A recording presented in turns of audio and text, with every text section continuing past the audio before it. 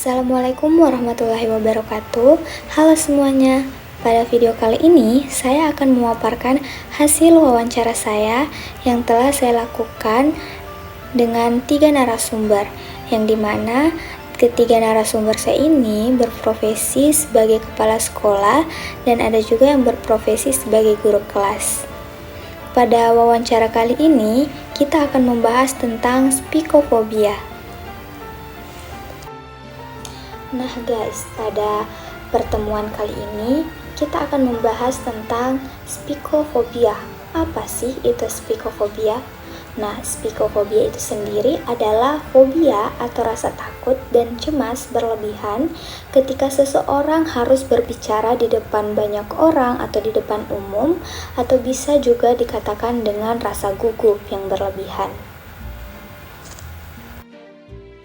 Baik, langsung saja kita masuk pada narasumber yang pertama, di mana narasumber yang pertama ini bernama Bapak Abdul Muiz SPD, dengan usia 34 tahun dan berprofesi sebagai guru kelas 4 di Sekolah Dasar UPTD SDN 245 Cak Belak, Kabupaten Maros. Beliau telah berwawancara dengan saya dan telah berbagi cerita mengenai spikofobia yang telah dia alami, di mana beliau pernah mengalami yang namanya spikofobia, gugup sampai lupa materi sewaktu beliau membuka acara KKG, dan beliau sendirilah yang menjadi protekulernya. Beliau bercerita pada saat itu naskah yang seharusnya beliau bacakan dan sudah dihafalkan sebelum kegiatan, akibat terjadinya spikofobia itu, gugup yang dialami secara berlebihan mengakibatkan materi yang beliau hafalkan terlupakan dan ngeblank. Namun, beliau berusaha untuk membuat kata-katanya sendiri sebagai sifat yang profesional. Beliau dengan usahanya untuk membuat kata-katanya sendiri, yang dimana menurut beliau itu adalah inti yang sama dengan naskah yang telah dia siapkan.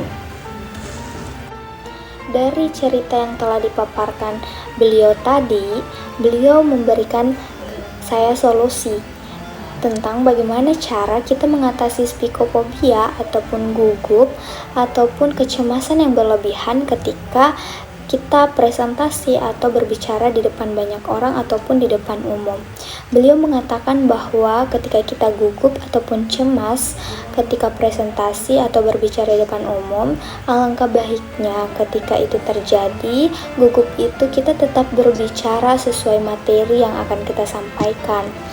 Walaupun kita lupa, kita berusaha sebaik mungkin dengan usaha kita untuk membuat kata-kata kita sendiri dan kita bisa diselingi dengan humor ataupun bercanda dengan audiens. Selanjutnya kita masuk pada sesi wawancara yang kedua, di mana narasumber yang kedua ini atas nama Ibu Indrawati SPD dengan usia 43 tahun dan beliau juga berprofesi sebagai guru kelas 6 di SDN nomor 3 Simboro, Kabupaten Mamuju, Provinsi Sulawesi Barat. Pada sesi wawancara saya bersama dengan beliau berbagi cerita tentang spikofobia yang pernah beliau alami, di mana pada saat itu beliau sedang menjadi pemateri pada kegiatan KKG sekolah. Beliau merasa gugup dan tidak percaya diri karena merasa tidak mampu dan kurang menguasai apa yang akan beliau sampaikan, dan merasa takut jika ada audiens yang nantinya menanyakan hal-hal yang beliau tidak ketahui. Dari hal tersebut, beliau menjadi cemas, gugup yang berlebihan, dan takut akibat hal tersebut. Namun, dari kejadian tersebut, beliau tetap berusaha menjadi seorang yang profesional dan berbagi solusi dengan saya ketika kita menjadi seorang pemateri dan mengalami spikofobia. Alangkah baiknya kita tetap percaya diri dan kita sebisa mungkin tidak terlihat gugup. Tarik nafas panjang-panjang sebelum memulai kegiatan. Kita harus juga selalu berdoa dalam memulai suatu kegiatan. Dan beliau juga mengatakan bahwa ketika kita menjadi pemateri ataupun presentasi di depan banyak orang, alangkah baiknya kita fokus pada materi bukan pada audiens. Baik, selanjutnya pada narasumber yang ketiga. Pada sesi wawancara saya bersama narasumber yang ketiga ini dengan atas nama Ibu Adriana SPD MPD, berusia 37 tahun dan beliau berprofesi sebagai kepala sekolah di UPTD SDN 69 Baru. Pada sesi wawancara saya bersama beliau berbagi cerita tentang spikofobia yang pernah beliau alami, di mana pada saat itu beliau pernah mengalami gugup, cemas, hingga tegang yang sangat berlebihan pada saat ingin presentasi BIMTEK hasil laporan untuk menjadi kepala sekolah. Pada saat itu, beliau saking tegangnya sampai beliau bolak-balik masuk kamar mandi. Beliau sendiri merupakan lolosan termuda untuk menjadi kepala sekolah se-Kabupaten Baru. Saya sangat mengapresiasi hal tersebut karena tidak semua orang bisa menjadi lolos menjadi kepala sekolah dan dengan usia yang sangat muda.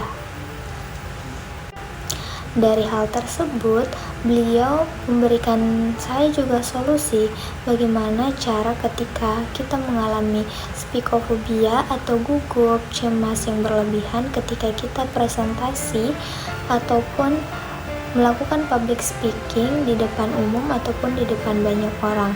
Beliau mengatakan bahwa ketika kita akan presentasi atau melakukan public speaking, memang alangkah baiknya kita mempersiapkannya dari jauh-jauh hari dan selalu berlatih, baik juga ketika kita berlatih kita dibantu oleh teman. Dan yang paling penting adalah kita harus ingat berdoa. Kapanpun, dimanapun, apapun yang akan kita lakukan, kita harus selalu berdoa sebelum memulai sesuatu agar apa yang nanti kita kerjakan dapat berjalan lancar dan tidak ada masalah.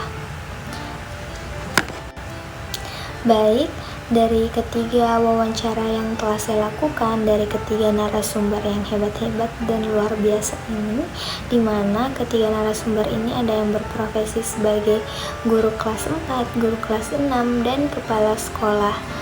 Dengan akhir kalam, saya mengakhiri ini dari lubuk hati yang paling dalam. Saya mengucapkan wassalamualaikum warahmatullahi wabarakatuh.